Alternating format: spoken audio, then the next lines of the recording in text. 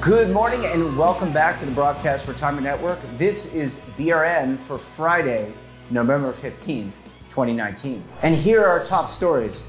Cybersecurity may be a significant risk for America's retirement system, and steps that employers and individuals can use to protect themselves and their privacy.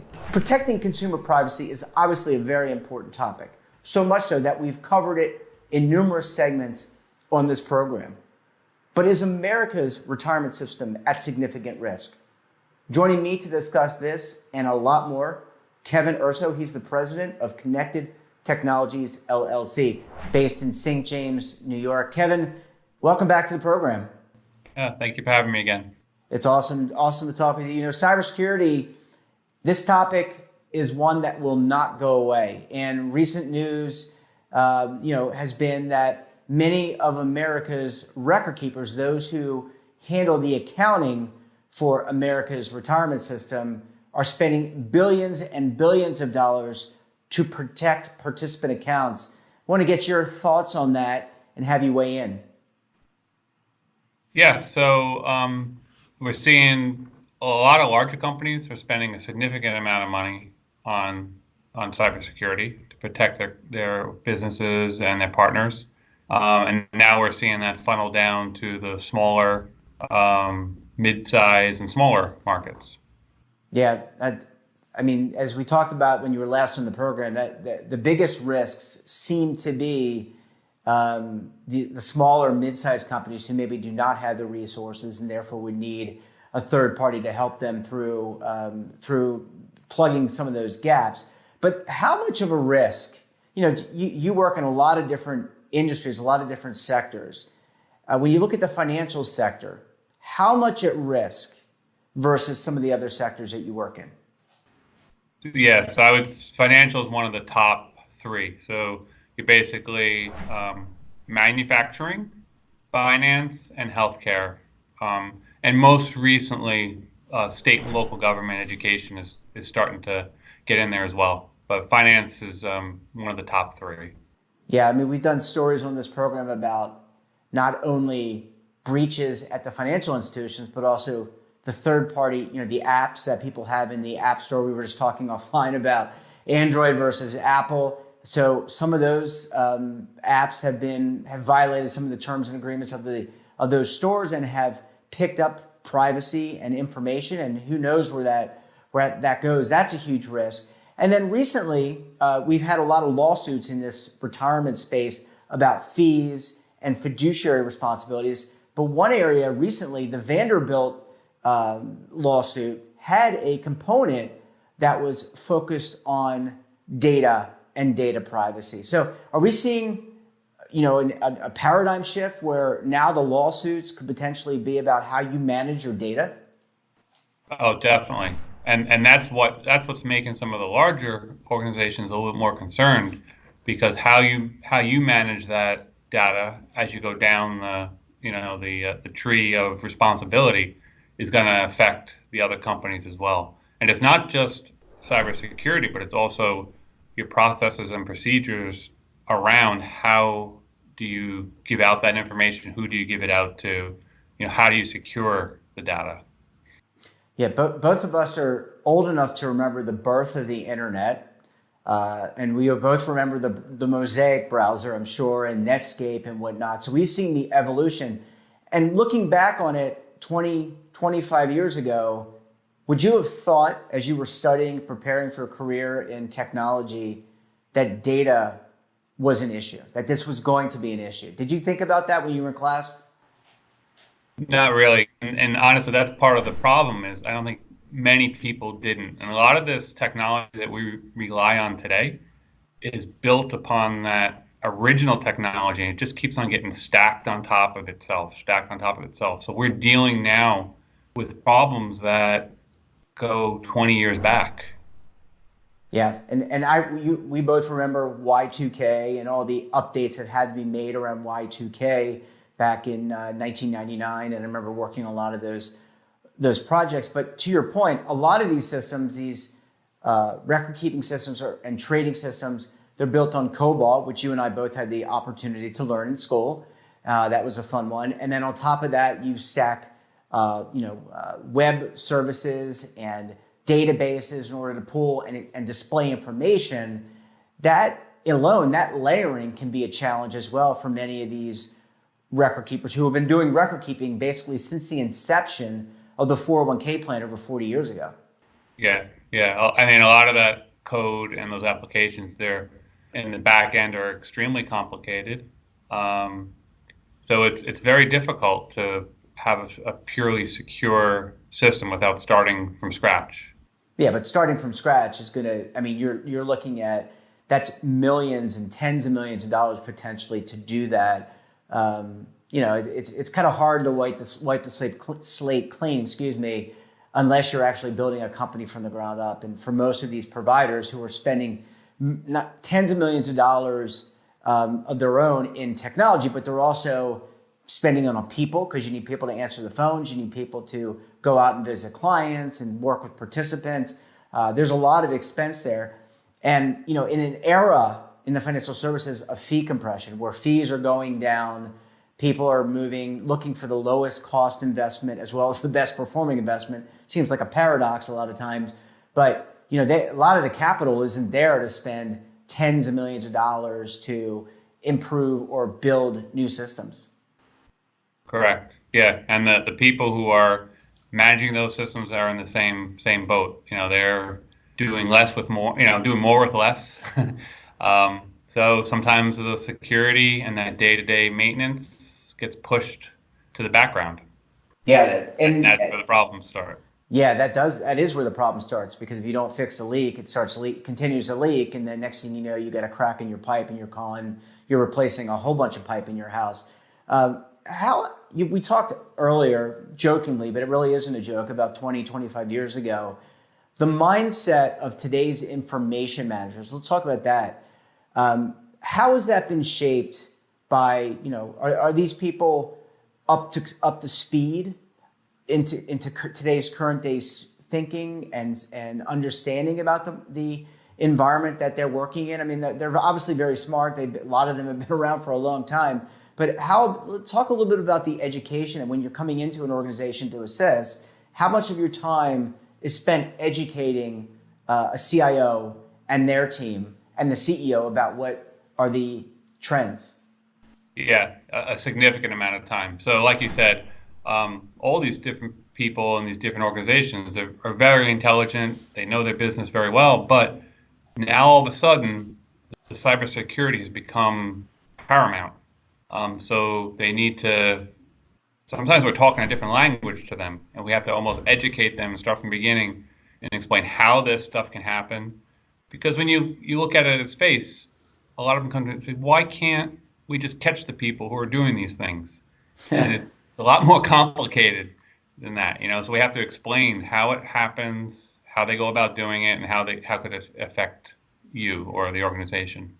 Yeah, it's not easy to catch these people. I mean, they could be in a coffee somewhere in Europe, a coffee house somewhere in Europe, and going through a public Wi-Fi at like a Starbucks, right? And hack in, grab credit cards or personal information and sell it on the dark web in a matter of minutes, I presume. But this problem is, as we talked about on this program, and as you said at the beginning, at the top of the segment, this program isn't just about financial services, though they are the hub for financial services and money in the country and in the world. Governments. I've been reading a lot about K through 12, high schools, junior high schools, hospitals, other organizations that have suffered major breaches. So it's not just the for-profit, it's also the not-for-profit and government. Definitely. So you have basically two types of attacks that are going on. One is a very targeted attack. So they identify a company, they do their research. They figure out who they want to go after, and they craft their attack or their messaging to that person. The other is they throw out a very wide net, and they see who they can scoop up, figure out what they got, and then they go after it that way. So they're attacking it in multiple ways.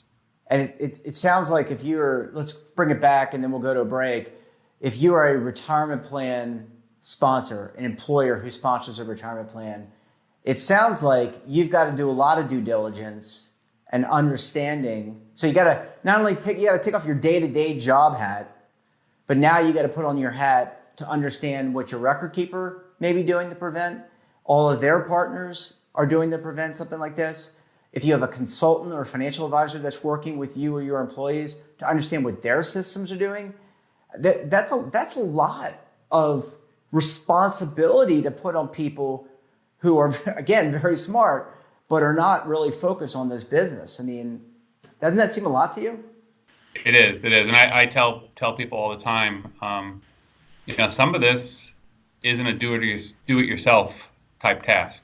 Maybe you could get some of your policies, get that stuff in order, but some of this stuff you really do need to hire a professional that does this day in and day out, who lives it, and they can help offload some of those tasks, because it is a significant amount of work. Yeah, absolutely. And what we can tell from the Vanderbilt suit is that participant data is definitely becoming an issue, and we would expect this to continue. Kevin, stick around for a few minutes. When we come back, Kevin's going to share with us some of his tips for preventing data from falling into the wrong hands. So stay tuned right here on BRN AM.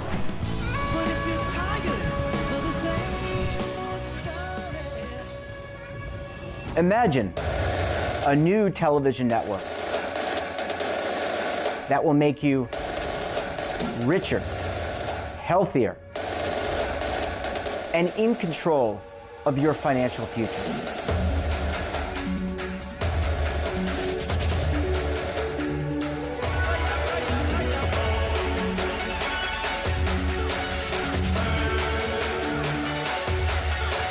This network is for the policewoman in Nashville, Tennessee, the baker in Dubuque, Iowa, the teacher in Lexington, Kentucky. We want to make the idea of savings and retirement culturally relevant. But what do you see as a defining issue of the midterms, especially for the smaller businesses? I mean, they are the lifeblood of the American economy.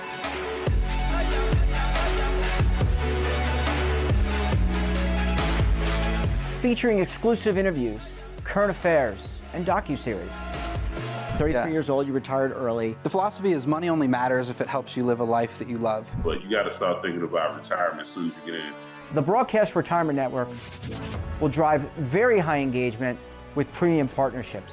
So this isn't retirement and savings for your parents or grandparents. This is for all Americans. And we're going to change the way you think about money.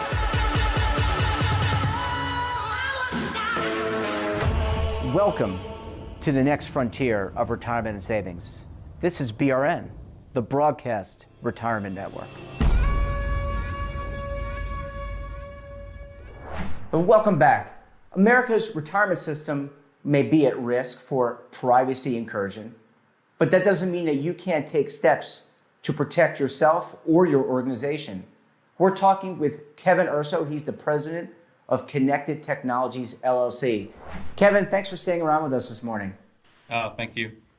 So, we teased out before we went to commercial break that you're going to have some top 10 tips for the audience of what they can do to protect their data. And it seems only fitting, right? Because, we can't just start off the show and say there's a problem and not give them some tips. So why don't you talk through some of the tips and we can kind of go back and forth on that. Yeah. So we have a list of just some top 10. These are must-dos. These are, just getting started. There's a whole series of things you can do beyond this. But number one, you got to have your staff go through some type of awareness training, at least annual. That awareness training now should be something where they have to take a little quiz at the end or a test to verify that how they're doing. And a lot of them too include phishing simulations, because phishing is one of the number one ways that an attack can happen. So that's a nice. So when you say an online course, they're taking or a course, it's either online or someone comes in and trains the team for a day. How long are these courses generally? 45 minutes, an hour? You're looking at a few hours. Now, the way to really do it well, if you take a course this month and you spend a couple hours on it, by next month, the month after, you've kind of forgotten about it or gotten complacent a little bit. The right way to do the training is you do maybe an annual training, but then have these little micro trainings that come in on a weekly basis to keep this information at the top of their head. So when they do get that email, I remember that training that I got earlier in the week. It kind of clicks.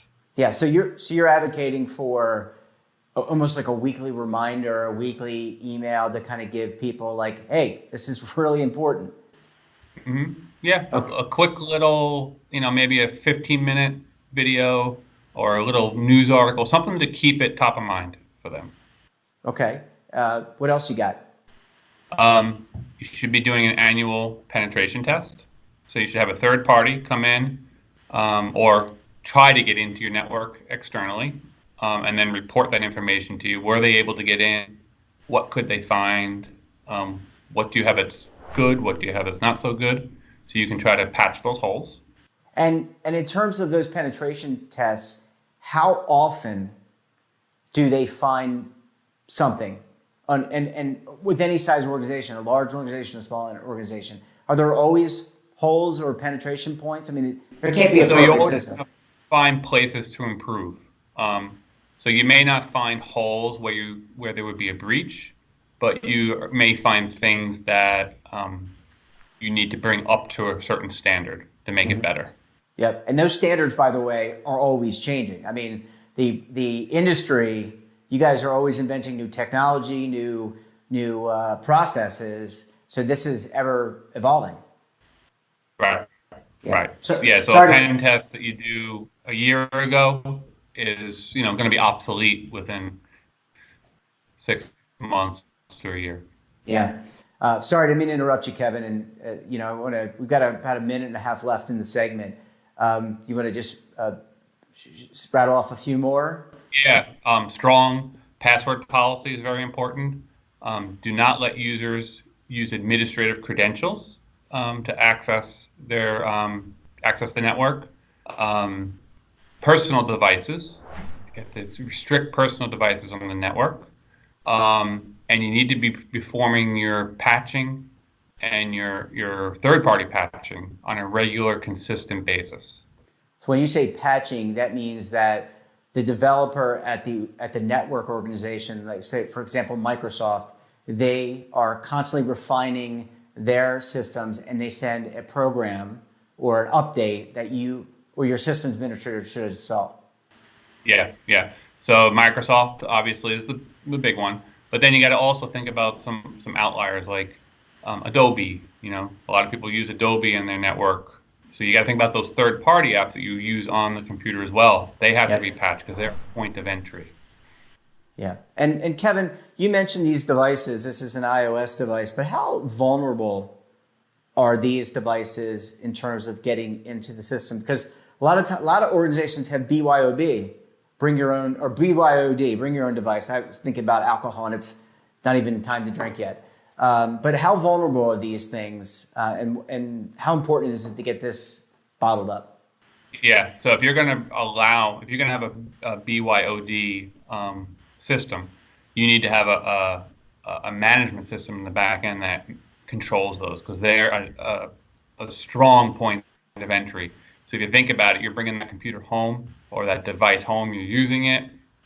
Anything that happens there when you attach it to the corporate network can infect that corporate network as well. Yeah, because people were going to plug in these, a fire connector or another type of connector to attach their device to the computer to recharge, but it also gives access to whatever's on the drive. So obviously very important. Well, Kevin, really appreciate you coming on the show, back on the show today. And for folks out there, Kevin, this is a very important topic for America's retirement system, but for Americans in general. Kevin's going to be back from time to time to bring us updates, talk about the evolution of what's happening in cybersecurity, and hopefully share some solutions along the way. Kevin, thanks so much for making time with us this morning. We appreciate it very much. Enjoy the rest of your week. You too. Thank you so much. And that wraps up this episode of BRN AM. But we're not done for the week, because tomorrow we've got our weekly recap show, and I'll be back right here on BRN Weekly. Don't forget to check out the latest news in retirement, markets, technology, personal finance by looking at today's edition of the Morning Pulse. So until tomorrow, I'm Jeff Snyder. Keep on saving, and don't forget, roll with the changes. Waiting here for you to take and drink of. But if you're tired of the same